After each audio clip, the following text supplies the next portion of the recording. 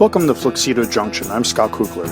Each episode we bring you the best music of all genres from throughout the world, and this week we have a special treat, a phone conversation with Jethro Tull guitarist Martin Barre, whose latest solo album, Back to Steel, is available through Garage Records.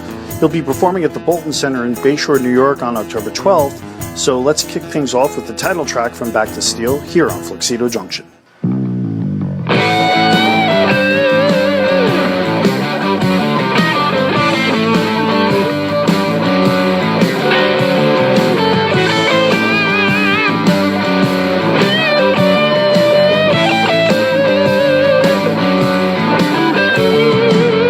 I got a feeling in my gut there's something wrong around here. Broken neck, worry, stress and fret. Now I'm back to steal.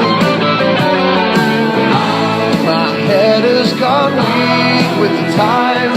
I need to take stock and unwind.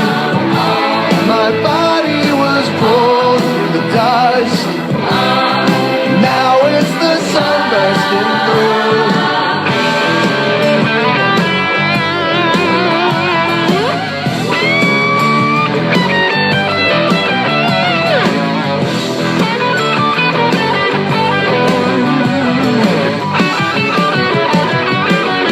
I got a grip on ebony.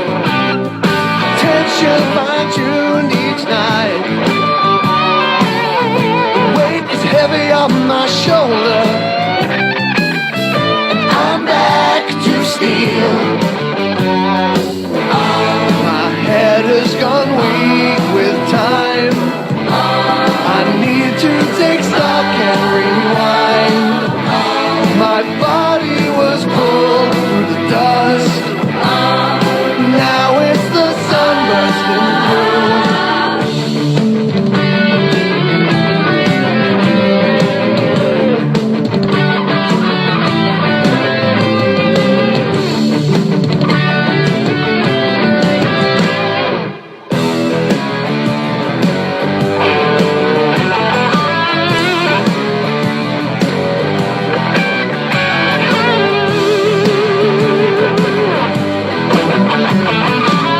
There's a bridge to be crossed on 6 saddles of gold. Got a string on my bow.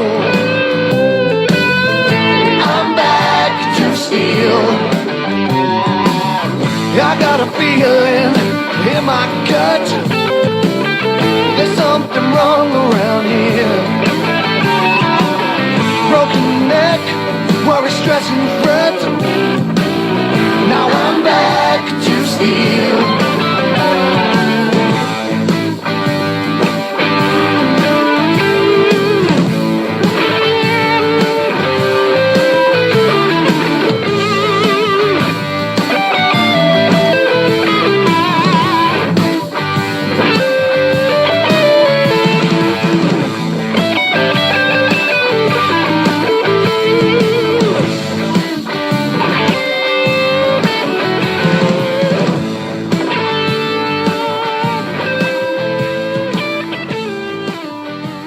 We are actually excited because you're going to be playing here right around the corner from us on October 12th at the Bolton Center in Bayshore, which is a venue that I think you've been at before.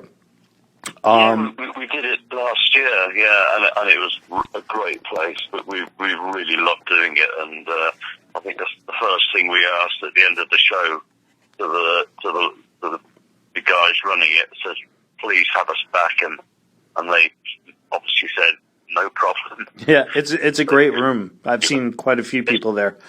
How is it for you on the road these days, promoting the new material? Obviously, at this point, your solo career has been in pretty full swing for quite some time. Your solo career on its own is longer than the careers of several bands that I can think of. And I know that it must be interesting and exciting for you to bring your current music out to an audience that may not have been exposed to it before. How are you finding the reaction from the audience?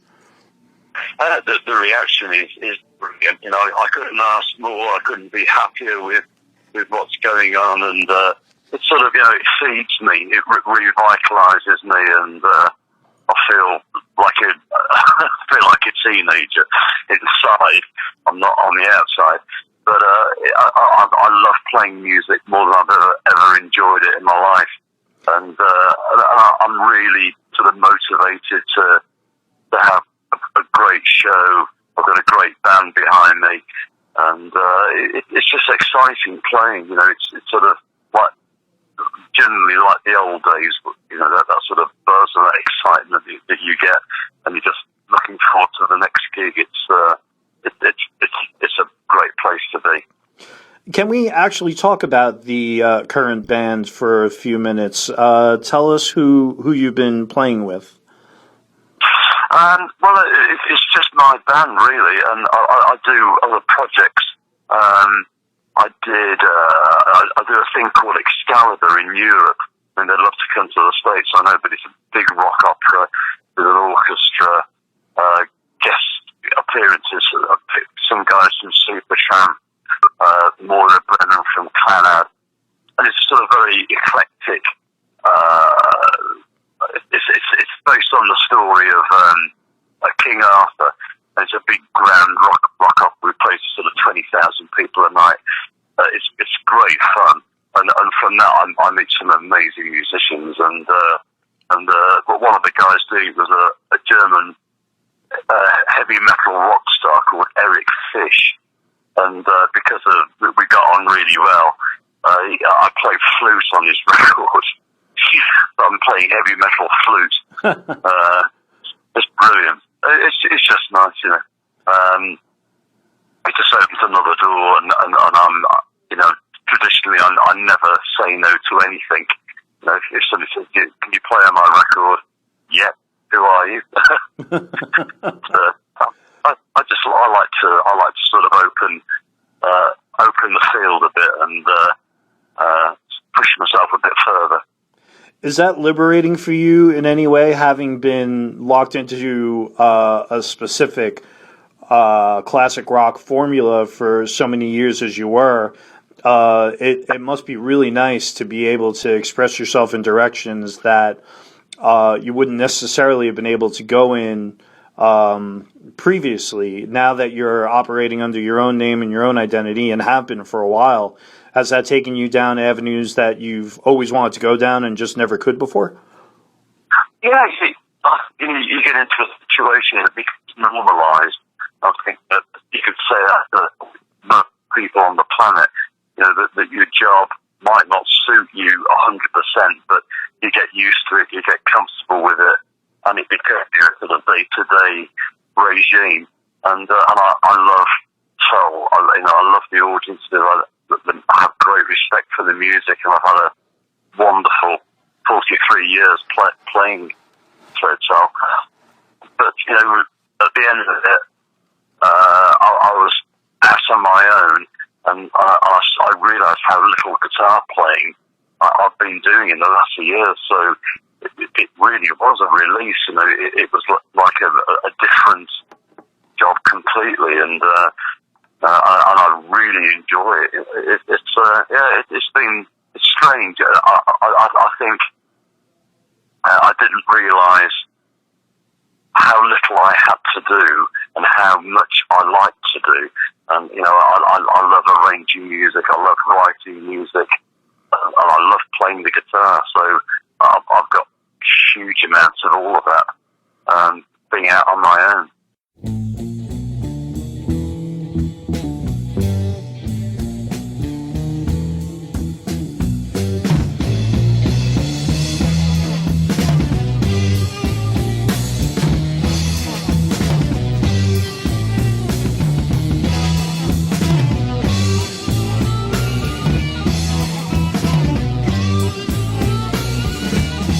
My first and last time with you, and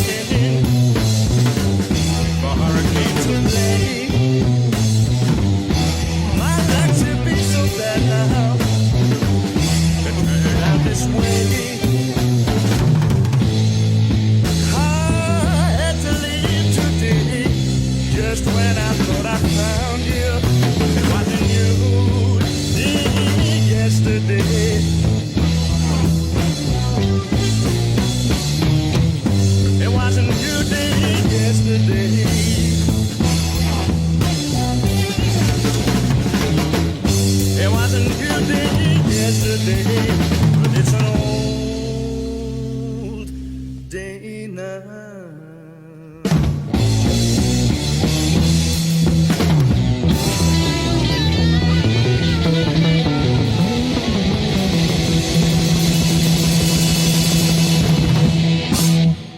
one of the things I admire the most about the way that you're conducting your solo career, and this is something that I've admired from other artists of your generation, I guess, as well.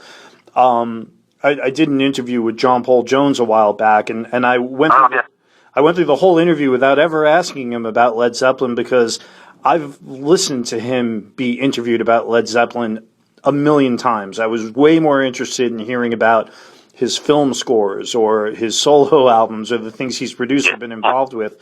And he's one of those artists, and there's quite a few out there who pushes the edge of what you would expect from him. I feel like you're doing the same thing.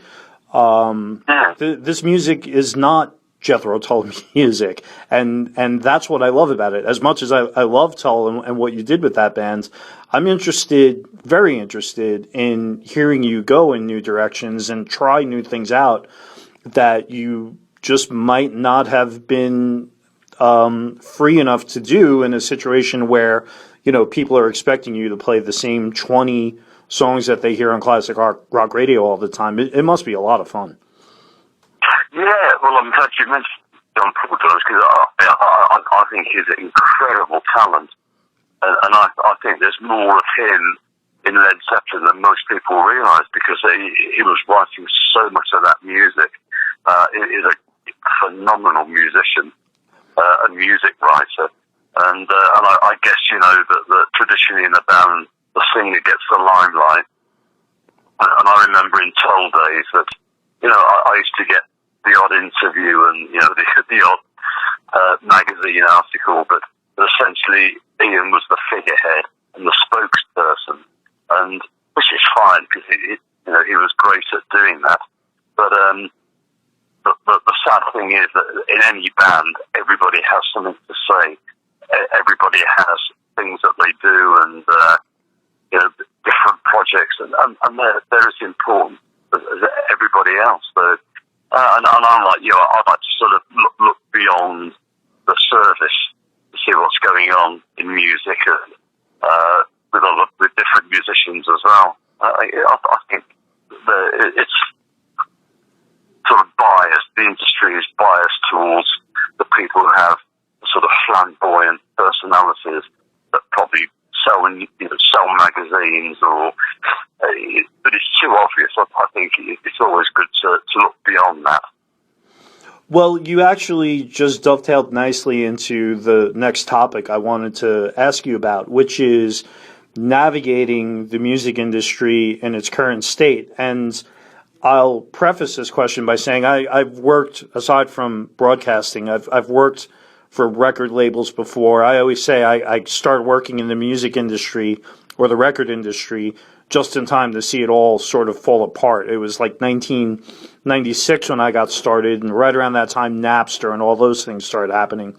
So I got there early enough to watch the whole model change and completely turn over. And I wonder if you've been able to work that to your advantage, obviously with the prominence of the internet now and just the ability to market directly to your audience. It must take up a certain amount of hours of your day doing things that are more administrative rather than musical, dealing with all that. But is it worth it in the long run? Well, it's hard work. I mean, me and my wife organise everything, so every tour we do, so like a typical 2-month tour in the States, is a month's work, solid, like every day, just booking flights, hotels, vans, cars, everything, and we do it ourselves. The good thing is we know what we're doing. I've done it before. I've travelled everywhere in the world. I know how to do it the best, the most comfortable, where to stay, where to avoid, and just how to make life easy and enjoyable, because being on the road is stressful, but I can avoid nearly all of that by experience, by default. And then certainly with the industry, as you say, has changed so rapidly. It's been turned up on its head. I think that there's more good things about that than bad, and the good things are just the accessibility between bands and their music and an audience. The fact that you can go online selling music, listening to music, and it's sort of brought it to a level that's more manageable. I quite like the idea of the huge profits that the record labels made, and the vast amounts of money that was spent on PR. And I remember that our record label, which I won't mention, one of them, used to fly all their staff down the world first class, and that they never even got deals on the flights; they just book them. The waste of money was just enormous. It's sort of greed. I think the greed has been taken out of the industry. So I think that the one element that hasn't is just ticket sales. On the highest level where they get major artists, their tickets get bought up by agencies and resold. Something needs to fix that. But essentially, I think the fact that you're doing things hands-on yourself, you're going to do a better job. You've only got yourself to answer for, so it's more satisfying, and it's less likely to go wrong. I quite enjoy it. It's because it's a complete job. It's not just writing a piece of a CD of music and giving it some bunch of people. Say, right, okay, it's up to you guys now. Because essentially it doesn't stop there, but that's where it begins. And I'm dedicated to, I do Back to Steel, that's years of work in the future to sort of support it and try and get it to different people. But, I do enjoy it.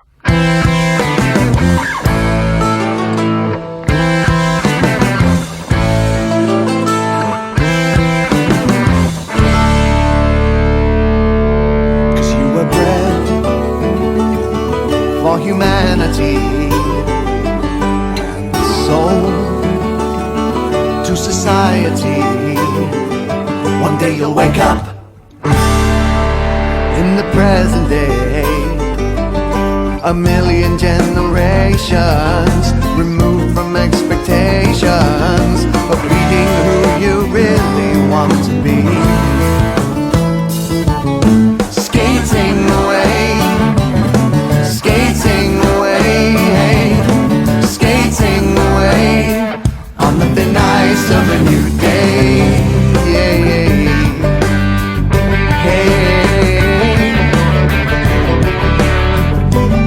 So as you push off from the shore, won't you turn your head once more and make your peace with everyone?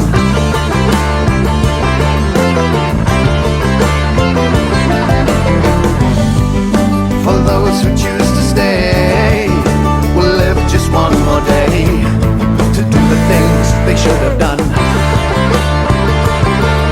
And as you cross the wilderness, spinning in your emptiness, you feel you have to pray, looking for a sign. The universal has written you into the passion play. Skating away, skating away, skating away on the thin ice of a new day.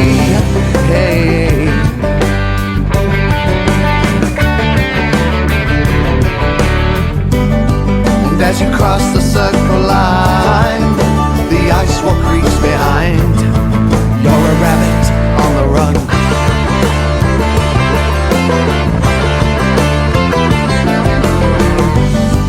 And the silver splinters fly in the corner of your eye, shining in the setting sun. Well, do you ever get the feeling that the story's too damn real and in the present tense?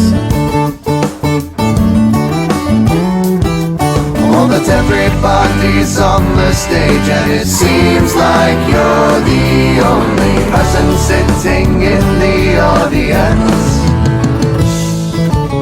skating away, skating away, skating away on the nice of a new day.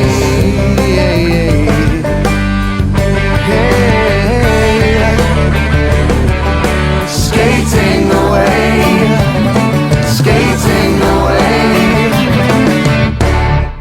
What was the process for you in getting Back to Steel together and recording that?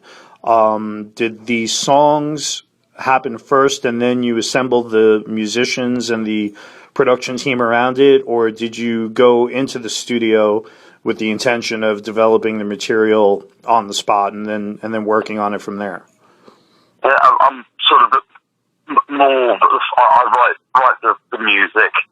I sort of write all the guitar parts, so I know exactly what I'm going to do, and I have pretty well a good idea of the arrangement, and then everybody that's involved in the recording, I just play it to them, and I don't want to come up with their parts.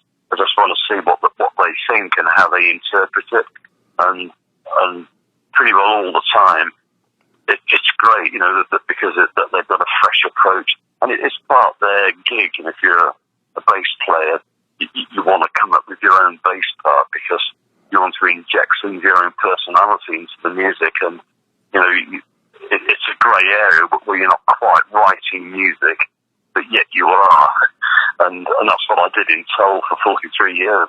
You know, I wrote all the guitar parts.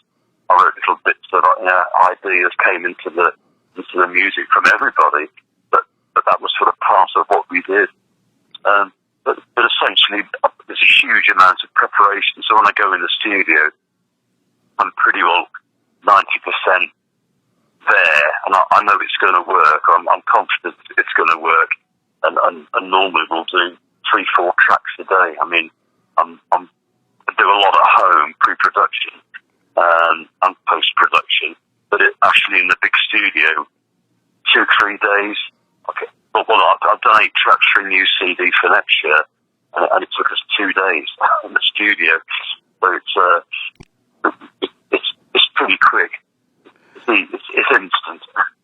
It seems to me, or I've always assumed, based on having listened to your music for so long, that you must be a pretty disciplined composer.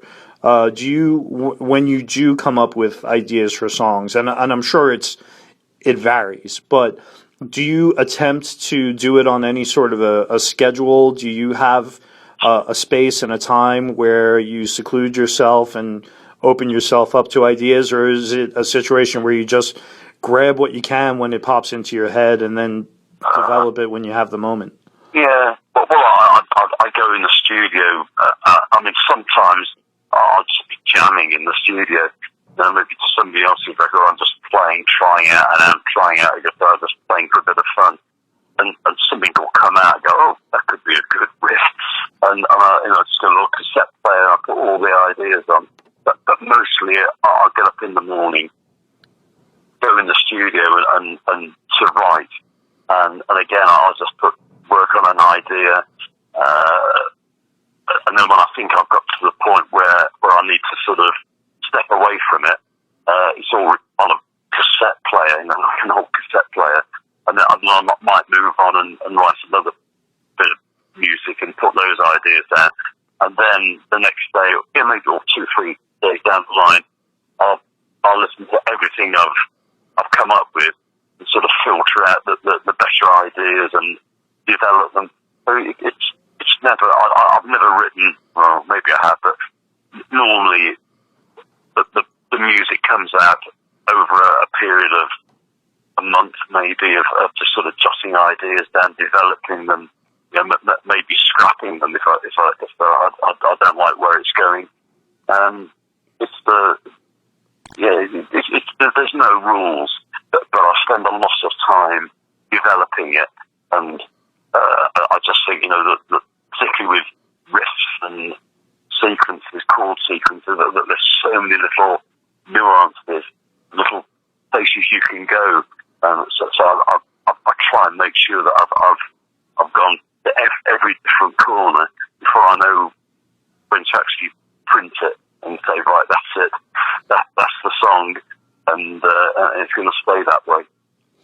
Is there anybody that you rely on as a sounding board?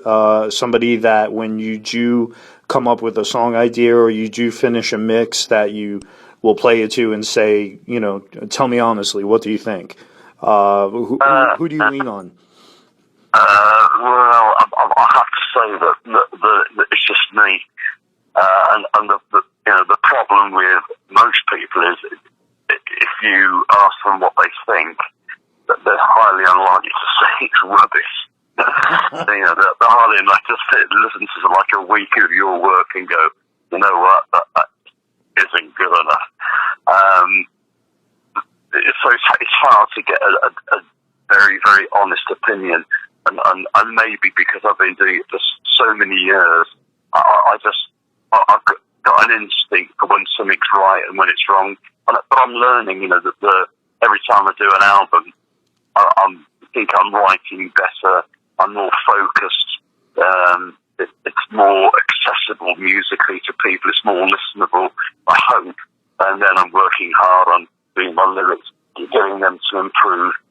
So I'm a beginner in many ways, but I think that's a good place to be, because when you're at the beginning of a learning curve, you're fresh and you're keen and you're hungry, and it probably shows in what you're doing. So I haven't been writing music for 50 years.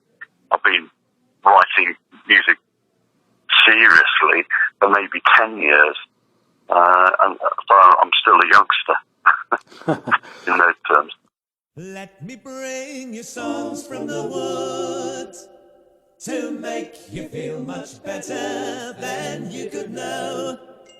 Better than you could Dust know. You down from tip to toe. Dust you down from tip to toe. Show you how the garden grows. Show you how the garden grows. Hold you steady as you go. Hold steady as you join the chorus if you can.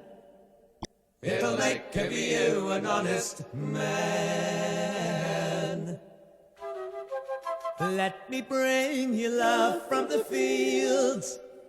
Poppies red and roses filled with summer rain, to heal the wound and still the pain that threatens again and again as we drag down every lover's lane. Lifelong celebrations here, I'll post you all in many cheer. Let me bring you all things refined, galley nights, lit songs served in chilling ale. Greetings, well met fellow, hail.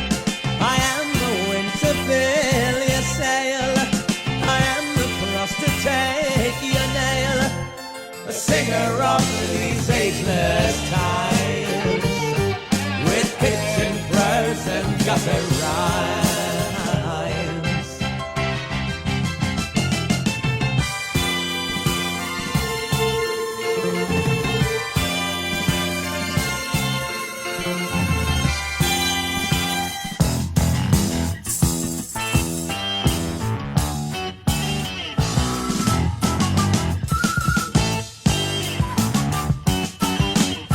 Songs from the wood make you feel much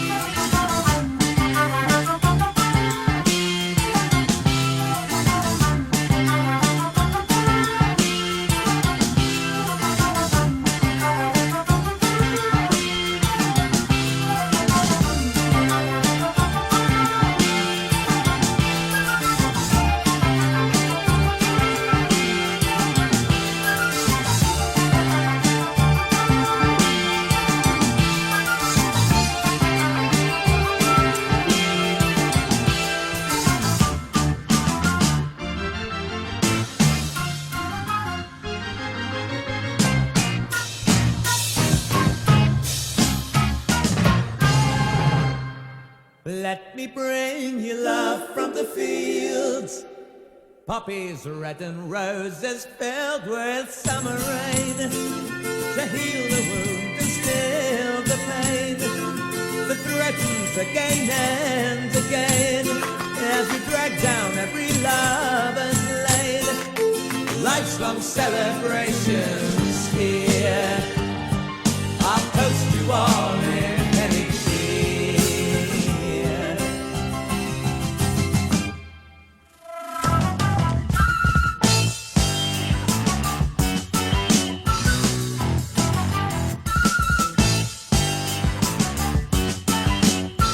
Songs from the world make you feel much better.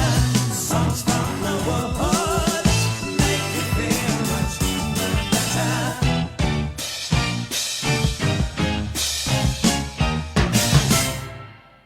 It's hard work, isn't it? I think maybe people don't realize, they hear about you or somebody else of your stature who is, part of a huge band for decades, and now they're out on their own, and they assume that the lifestyle must be, a very frivolous one or a very, very cushioned one. And I think maybe people don't always understand how difficult it is to be on the road, or how difficult it is to discipline yourself to run a business the way that you're obliged to do. And just keep the product out there and promote it and do interviews and go on the road and leave your family. It's not necessarily an easy lifestyle, is it? No, I mean, people see the cream on the cake. The cream on the cake is the gig, and that's payback. That's when you get 2 hours of sheer pleasure, and that's our reward for everything that goes into it before that. But it's never tedious, and as I said earlier, we make travel fun. Like right now, we're in an Airbnb. We had a couple of days off, so we're in an Airbnb in the hills above LA. It's pretty nice. Got something cool. But my wife is on the road because she works with me. Nothing's a chore, and I love writing. When I wake up in the morning, sometimes I'll make a cup of coffee, and it's 7:30 or 7 o'clock. I go straight in the studio, and it's not because I need to. It's because I'm awake. The phone's not ringing. Wow, I'm going to go play my guitar, and it's what I do, and it's my hobby, it's my job, it's my pleasure, it's my sport. It's such a way of life, and there's no part of it. I think maybe financial stress is the worst, especially because we're now an emerging band, so we're sort of building up an audience, building up a following, and so it's tough financially because obviously you have to front all these big tours and huge outlay.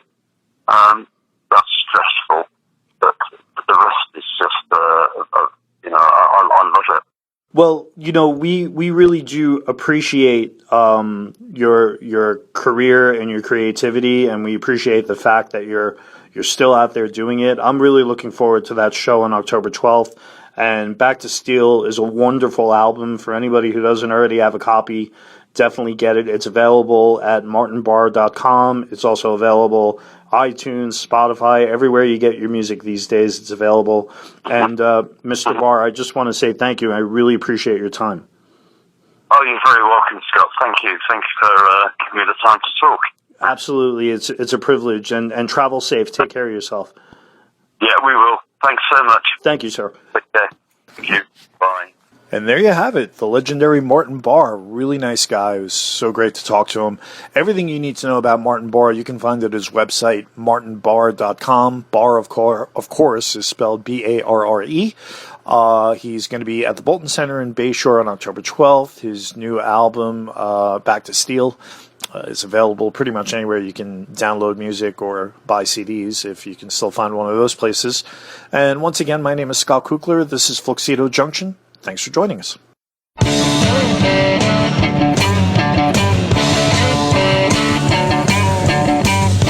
the vegetation, trees I've seen, cauliflowers and red and green in my model building. For shop by coffee bars, brick walls by public bars, I can sit for hours and hours in my model building. Come and see my model building. Come and see what I have done. See my model building in my back garden. In my back garden.